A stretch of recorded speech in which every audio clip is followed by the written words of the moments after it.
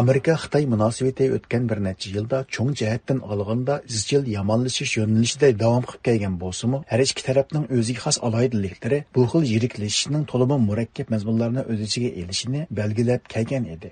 Yana bir yoqdan olganda Donald Trump saylan mezgilida hamda saylanma yengib chiqqandan keyin Xitoy yaqinidagi planlarini ko'p qatam oshkora o'ttirga qo'yib, bundan keyingi ikki taraf munosabatining texnik kaskin bo'ladiganidan bishorat berdi. Texmi muhimi Donald Trumpning Xitoy yaqinidagi bayonlari navbatda har xil sharhlanayotgan bo'lib, bu vaqtga ko'plagan taxminlarmi mos holda o'ttirga chiqayotganligi ma'lum. Ana shu xil masalalarga qarab chiqish maqsadida Washington shahridagi Cato aqllar markazi 16-yanvar kuni maxsus muhokama yig'ini downtown Washington DC with Clark Packard, a specialist here in trade and economics, and also Eric Gomez. Muxbiri Robert Delani bu qatimqi muhokamaga riyosatchi bo'ldi. U oldi bilan ikkinchi navbatlik Donald Trump davri boshlanish arafasida Amerika-Xitoy munosabatiga doir qanday ro'shan signallarni ko'rishga bo'ladiganligidan gap boshladi. What signals are you guys seeing so far in terms of Cato aqllar markazining xodimi Clark Packard oldi bilan so'zlab, buningdagi eng ro'shan uchurning Amerika hukumat sohasining Xitoyga nisbatan qattiq maydonni ifodalashidir. But I think that there is this general consensus between Trump and the Biden administration. Onun qarashicha Biden davrida Amerika-Xitoy munosabati izchil yiriklashishga qarab mangan. Navbatda bu holning keyingi 4 yilda davom qiladiganligi, hatto o'tgan 4 yildanmi qattiq bo'ladiganligi ko'p qism kishilarning o'rtaq fikri sifatida mavjud bo'lmoqda. Bo'libmi Trump hukumatida yuqori darajali xizmatlarga tayinlangan zo'r turkum kishilar birdek Xitoyga nisbatan qattiq qo'l bo'lish pozitsiyasi bilan tonilgan kishilar bo'lib, ularning ba'zilariga Xitoy hukumati jazo e'lon qilgan. Növbətdə Amerika hökuməti Xitay bilan bo'ladigan savdo masalasida tamojna beji masalasini keskin holda ta'kidlayotgan bo'lib, navbatdagi ikki taraf munosabatida eng gavdalik masala bo'lib qolgan. Albuki Trump hökuməti TikTok va Tayvan masalasida savdo masalasida keskin maydonni ifodalamagan bo'lg'achqa, bu vaqtda o'xshamagan taxminlarni o'ttirga chiqmoqda. Perhaps a little more pragmatic and willing to cut deals. Cato aqllar markazining xodimi Eric Gomezning qarashicha, navbatda Amerika-Xitoy munosabatidagi savdo masalasida Tesla guruhining boshlig'i Elon Muskning qanday rol o'ynaydiganligi uncha aniq emas. Elon Musk ilgari Xitoy bilan bo'lgan savdo aloqasida Xitoy bilan hamkorlashib kelgan. Shunga bundan keyingi 4 yilda Xitoy bilan bo'lgan savdo muomalasida Donald Trumpning bosh maslahatchilaridan biri bo'lish sifatida Elon Muskning qanday rol o'ynaydiganligi, savdo masalasida Xitoy bilan murosasa qiladigan yoki qilmaydiganligi deganlarga hozircha oldirab hukm qilishga bo'lmaydi. I think that he's just he symbolizes something more broadly, which is I think the US muhokama temalari qatorida alohida tilga ilingan yana bir masala Amerika fan-texnika sohasining Xitoy bilan raqobatlashish yuzlanishi bo'ldi.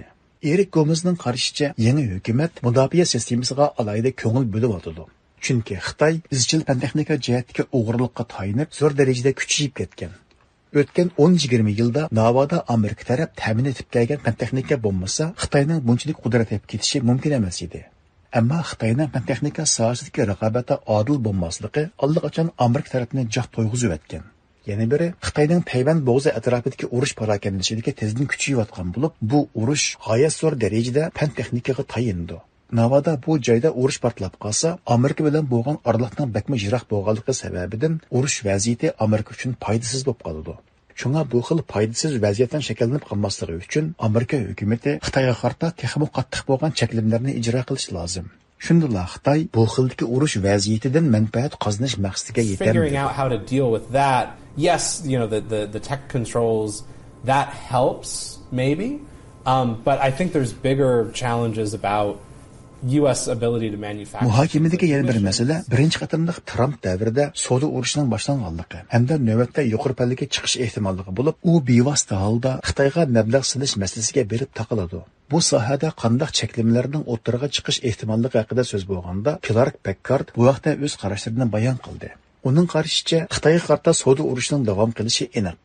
Ammo bundaq ahvolda Amerika hukumatı o'z ittifoqdoshlarini qanday qilib bu masalaga qiziqtirishda ba'zi mushkulotlarga duch kelishi mumkin.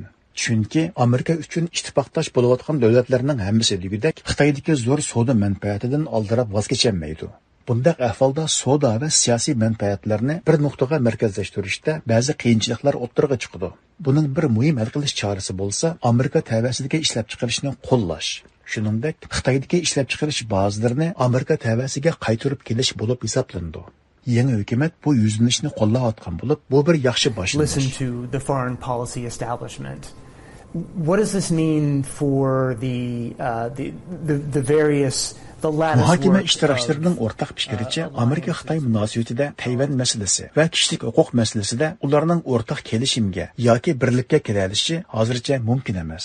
Bo'libmi Tayvan masalasi eng jiddiy masala bo'lib, Xitoy hukumati bu masalaga nisbatan bakmo sezgir bo'lib kelmoqda. Ya'ni kelib Tayvan masalasi Amerika bilan Xitoyni bevosita urushga olib kiradigan birdan-bir masala.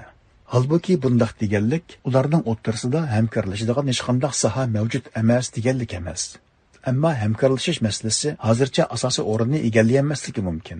Bo'libmi yangi Trump davri yetib kelish arafasida Tayvan masalasining Bayden davridagidek kaskin o'tirg'a qo'yilmasligi savdo sohasidagi bu xil hamkorlikning o'tirg'a chiqish ehtimolini ishora qiladi.